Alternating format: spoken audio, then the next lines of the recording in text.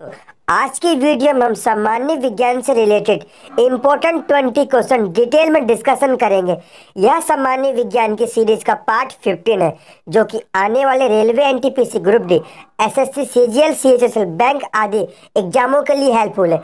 दोस्तों, यह क्वेश्चन विभिन्न प्रतियोगी परीक्षाओं में बार बार पूछे जाते हैं तथा बार बार रिपीट होते हैं।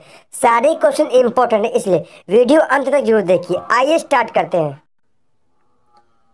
प्रश्न नंबर 1, गुर्दे का रिनल पथरी नामक रोग किस पदार्थ के सेवन से होता है? तो दोस्तों आप बताएंगे गुर्दे का रिनल पथरी नामक रोग चाय के अत्यधिक सेवन से होता है, यानी इसका ऑप्शन नंबर इसका ठीक हो जाएगा। दोस्तों, इंडिया में पहली बार 1840 ईस्वी में गवर्नर लॉर्ड विलियम बेंटिंक द्वारा चाय का उत्पादन शुरू कराया गया था। दोस्तों, चाय के लिए उपयुक्त मिट्टी कौन सी होती है? तो आप बताएंगे चाय के लिए जो उपयुक्त मिट्टी होती है वो लेटेराइट मिट्टी होती है। तो चाय के बागान होते हैं वह 600 से लेकर 1800 मीटर की ऊंचाई पर पहाड़ी भागों के ढलानों पर बनाए जाते हैं। दोस्तों, क्योंकि पौधों की जड़ों में पानी का रुकना चाय के लिए हानिकारक होता है, इसलिए पहाड़ी भागों के ढलानों पर चाय के बागान बनाए जाते हैं। दोस्तों, चाय की जो क्वालिटी होती है वह पत्तियों की आयु पर निर्भर करती है। दोस्तों, इस क्वेश्चन से इतने इंपॉर्टेंट फैक्ट बन सकते हैं। अगर आपको वीडियो पसंद आती है, वीडियो को लाइक, शेयर और चैनल को जरूर सब्सक्राइब करिए। नेक्स्ट क्वेश्चन, प्रश्न नंबर 2, मछलियों का अध्ययन किस शाखा में किया जाता है? तो दोस्तों, मछलियों का अध्ययन जिस शाखा में किया जाता है उसे इक्थियोलॉजी कहते हैं, यानी इसका ऑप्शन नंबर सी इसका ठीक हो जाएगा। बात करते हैं हर्पिटोलॉजी की। दोस्तों, जंतु विज्ञान की वह शाखा जिसके अंतर्गत सरीसृपों का अध्ययन किया जाता है उस शाखा को हर्पिटोलॉजी कहते हैं। बात करते हैं कॉन्कोलॉजी की। दोस्तों, मोलस्का और इनके देह खोलों का अध्ययन जिस शाखा में किया जाता है उसे कैंकोलॉजी कहते हैं। बात करते हैं ऑर्निथोलॉजी की। दोस्तों, पक्षियों का अध्ययन जिस शाखा में किया जाता है उसे ऑर्निथोलॉजी कहते हैं। नेक्स्ट क्वेश्चन, प्रश्न नंबर 3, निम्नलिखित में से कौन सी एक मछली है? दोस्तों, निम्नलिखित में से सैल्मन जो होता है मछली है, यानी इसका ऑप्शन नंबर डी इसका ठीक हो जाएगा। प्रश्न नंबर 4, निम्नलिखित जीवों में से किसमें पौधे और जंतु दोनों की विशेषता होती है? तो दोस्तों, निम्नलिखित जीवों में से जुगलीना में पौधे और जंतु दोनों की विशेषता होती है, यानी इसका ऑप्शन नंबर सी इसका ठीक हो जाएगा। दोस्तों, जुगलीना यह तालाब के स्वच्छ जल में पाया जाता है। इसमें क्लोरोफिल मिलता है। यह प्रकाश संश्लेषण द्वारा अपना भोजन स्वयं बनाता है। जुगलीना में प्रचलन अंग पाया जाता है जिसे कशाब यानी फ्लैगेला भी कहा जाता है। दोस्तों, जुगलीना को पौधे तथा जंतु दोनों के बीच में संयोजक जीव कहा जाता है। नेक्स्ट क्वेश्चन, प्रश्न नंबर 5, निम्न में से कौन सा कोशिकांग कोशिकीय विभाजन के लिए उत्तरदायी होता है? तो दोस्तों, निम्नलिखित में से माइटोकॉन्ड्रिया कोशिकांग जो होता है यह कोशिकीय विभाजन के लिए उत्तरदायी होता है, यानी इसका ऑप्शन नंबर 20 का ठीक हो जाएगा। नेक्स्ट क्वेश्चन, प्रश्न नंबर 6, निम्नलिखित में से कौन एक विटामिन है? दोस्तों, निम्नलिखित में से राइबोफ्लेविन जो होता है विटामिन होता है। दोस्तों, राइबोफ्लेविन जो होता है विटामिन B2 का रासायनिक नाम होता है। बाकी सभी कैरोटीन, इंसुलिन और एड्रिनल यह सभी हार्मोन के उदाहरण है। नेक्स्ट क्वेश्चन, प्रश्न नंबर 7, चने की पत्ती में खटास किस कारण होता है? तो दोस्तों, चने की पत्ती में जो खटास होता है यह ऑक्जेलिक अम्ल के कारण होता है, यानी इसका ऑप्शन नंबर डी इसका ठीक हो जाएगा। दोस्तों, बात करते हैं इस क्वेश्चन की ऑप्शंस की। कुर्कुमिन, दोस्तों यह हल्दी के पीले रंग का कारण होता है कुर्कुमिन। बात करते हैं कैरोटीन की। दोस्तों, कैरोटीन के कारण गाजर में लाल रंग होता है, जबकि टमाटर का लाल रंग लाइकोपीन के कारण होता है। नेक्स्ट क्वेश्चन, प्रश्न नंबर 8, चोट लगने पर किस प्रोटीन के द्वारा रक्त जमता है? तो दोस्तों, निम्नलिखित में से फाइब्रिनोजोन नामक प्रोटीन के कारण जब चोट लग जाती है तो रक्त जम जाता है, यानी इसका ऑप्शन नंबर सी इसका ठीक हो जाएगा। दोस्तों, जब आपको कभी चोट लग जाती है तो ब्लड वहां पर निकलता है, परंतु कुछ देर के बाद ब्लड निकलना बंद हो जाता है। यह किस कारण होता है? यह दोस्तों प्रोटीन जो होता है फाइब्रिनोजोन, इसके कारण ब्लड निकलना बंद हो जाता है। अगर यह क्वेश्चन ऐसे भी बन सकता है कि चोट लगने पर किस विटामिन के द्वारा रक्त जमता है, तो आप बताएंगे विटामिन के द्वारा रक्त जम जाता है, यानी रक्त का थक्का बनाने में विटामिन के मदद करता है। अगर आपसे एंजाइम पूछ ले कि चोट लगने पर किस एंजाइम के द्वारा रक्त जमता है, तो आप बताएंगे थ्रोम्बिन नामक एंजाइम जो होता है रक्त का थक्का बनने में मदद करता है। नेक्स्ट क्वेश्चन, प्रश्न नंबर 9, मलेरिया रोग का मुख्य कारक क्या होता है?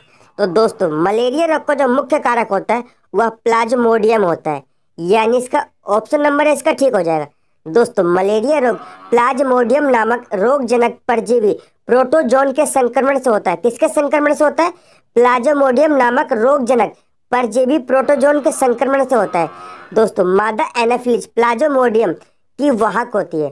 दोस्तों इस क्वेश्चन से इतने इंपॉर्टेंट फैक्ट बन सकते थे। नेक्स्ट क्वेश्चन, प्रश्न नंबर 10, किसकी उपस्थिति के कारण गाय के दूध का रंग पीला होता है?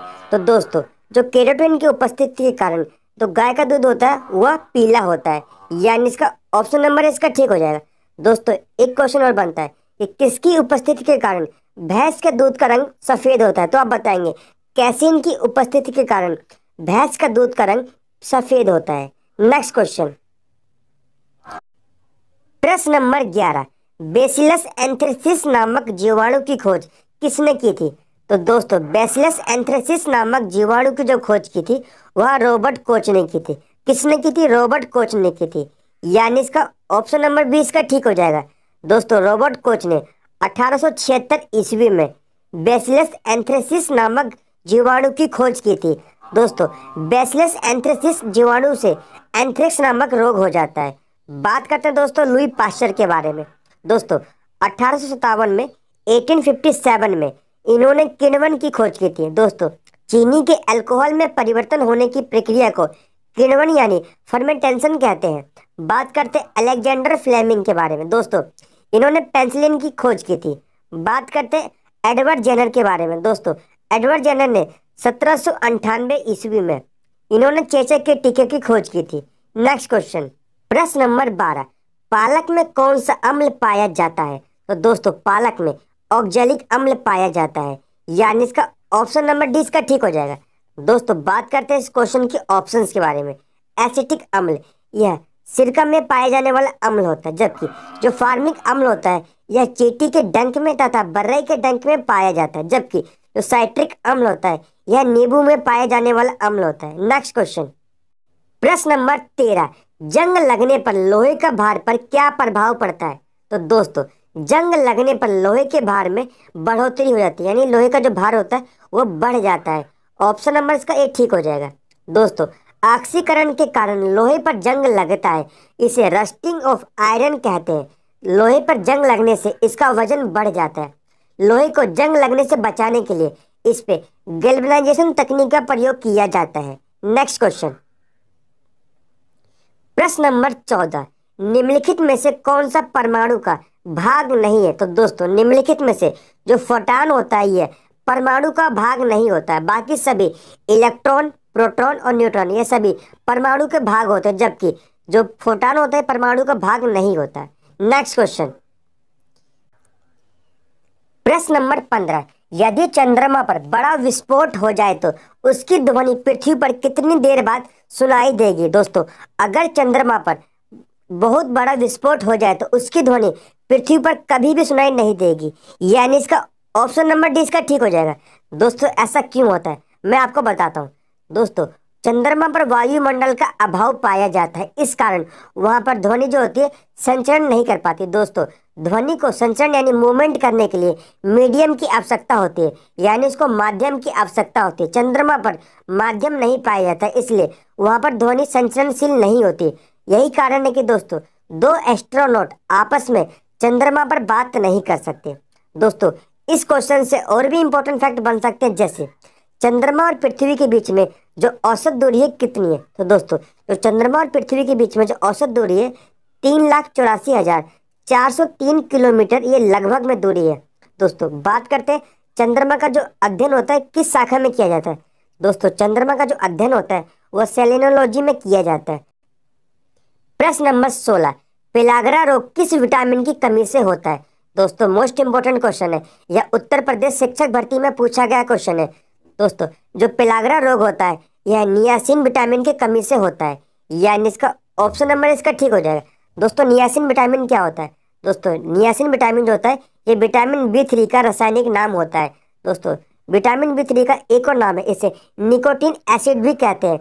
इसकी कमी से पेलाग्रा रोग हो जाता है। दोस्तों बात करते हैं राइबोफ्लाविन के बारे में। दोस्तों यह विटामिन बी 2 का नाम राइबोफ्लाविन होता है। दोस्तों यह अंडों, ग्रीन वेजिटेबल्स, मशरूम में पाया जाता है। बात करते हैं रेटिनॉल के बारे में।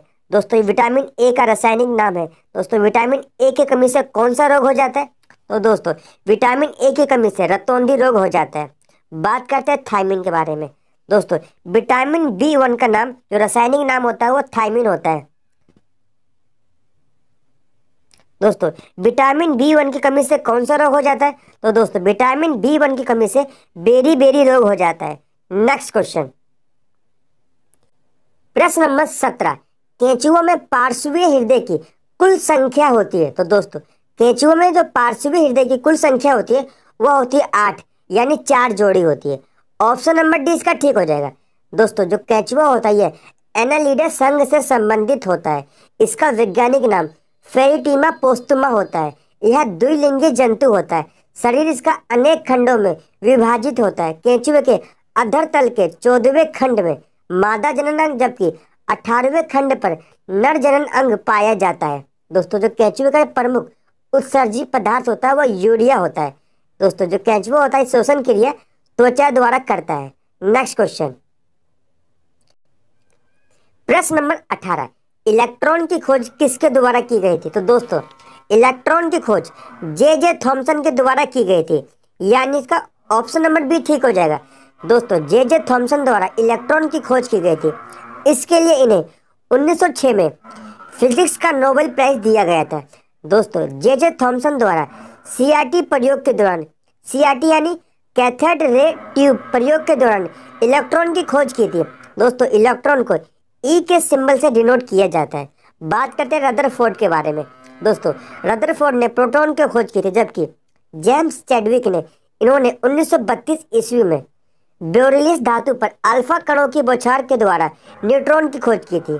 नेक्स्ट क्वेश्चन नंबर 19, नेफ्रिडिया उत्सर्जी अंग किस जंतु में पाया जाता है? तो दोस्तों जो नेफ्रिडिया उत्सर्जी अंग होता है यह केंचुआ, जोक और नेरिस यानी इन सभी में पाया जाता है।